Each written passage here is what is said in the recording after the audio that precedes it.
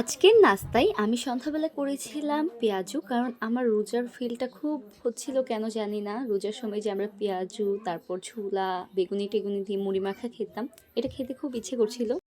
তারপর আমি এখানে পেঁয়াজগুলা ভেজে নিচ্ছিলাম, আর মাখামাখির প্রসেসিং কিছুই দেখাইনি, আপনারা সবাই জানেন। আর এত সময়ও পাচ্ছিলাম না, জাস্ট একটু একটু ভিডিও করে নিচ্ছিলাম বাবু রাখার পাশাপাশি।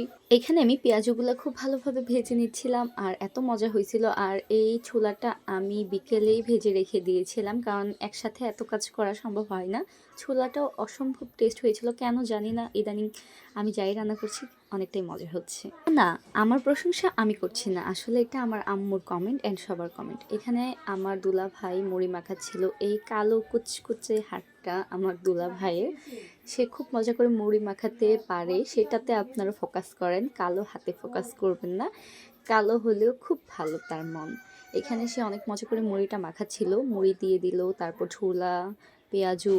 এখানে আবার ম্যাগি মশলা, আমরা ম্যাগি মশলা খাই মুড়িতে, খুব মজা লাগে। তারপর এখানে মুড়িটা সুন্দরভাবে মেখে নিচ্ছিল, আর দেখতে এত লোভনীয় লাগছিল, সাথে আবার ধনিয়া পাতা সরিষার তেল দিয়েছিল।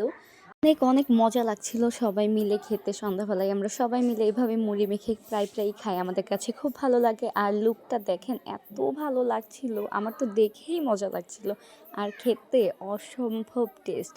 আমি জানি এখন আপনাদেরও খেতে মন চাইছে, তাই না? আমাকে গালাগাল না করে রেডি করে খান। আর লাস্টে 1 কাপ চা না হলে তো হবেই না, 1 কাপ চা খেয়ে শান্তি। Bye bye.